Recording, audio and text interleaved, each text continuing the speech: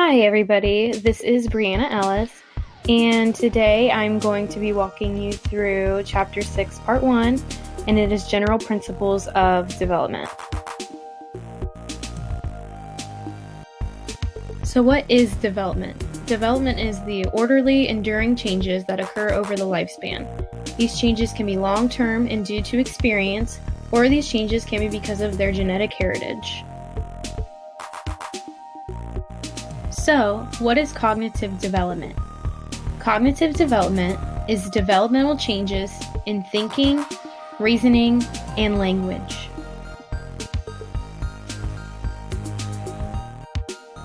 Development is somewhat predictable. There are many universals in development. A universal is a similar pattern in the way children change over time even in different environments, which are distinguished by developmental milestones.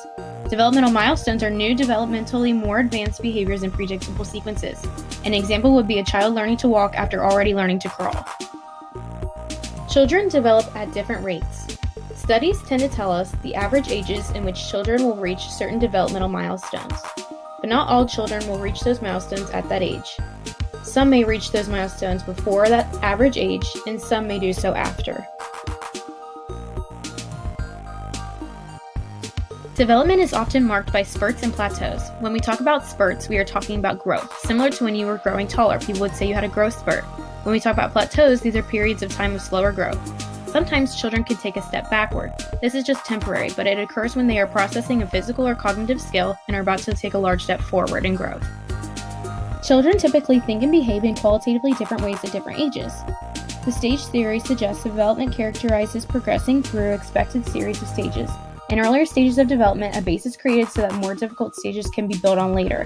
Piaget believed in 4 stages of logical reasoning skills, and Kohlberg believed that moral development also has different stages. A child's inherited genetics plays a major role in their environment, either directly or indirectly. All genetic information is stored in genes and is made from DNA, and DNA stands for deoxyribonucleic acid.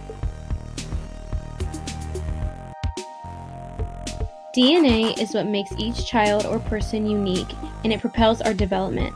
Throughout childhood and adolescence, genes guide growth by the process called maturation. Maturation is a gradual, genetically driven acquisition of advanced neurological and physical abilities throughout childhood and adolescence. Environmental factors contribute to a child's development. An example of this is nutrition. If a child has poor nutrition, that can have a negative effect on their brain development. Local environment and culture can also have an effect on behavior of a child through punishment and reinforcement and modeling. Psychologists cannot agree on how much environment and genes play a part in development. This concept is known as nature versus nurture, nature being genetics and nurture being environment. Sometimes an interaction between genes and environment takes form of a sensitive period, or a biologically predetermined point in development where a child is particularly susceptible to environmental conditions. Children's own behaviors also influence their development. Internal variables, the environment, and behavior all influence one another. As you can see in the diagram below, that all of these are connected. The connections represent their influences on each other.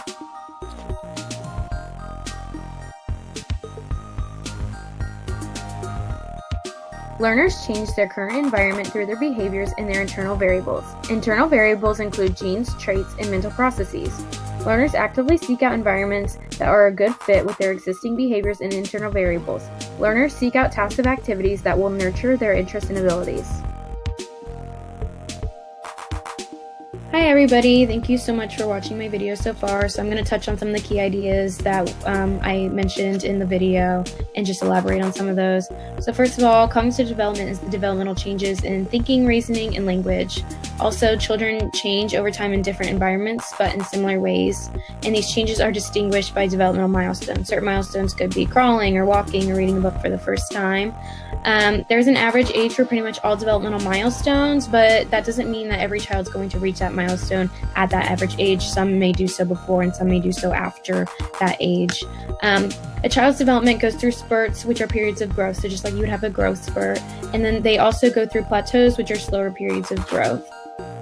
Next is children usually think and behave in different ways at different ages. So obviously a child is going to think and behave differently at the age of 7 than they are at an adolescent age of 14 or 15 years old.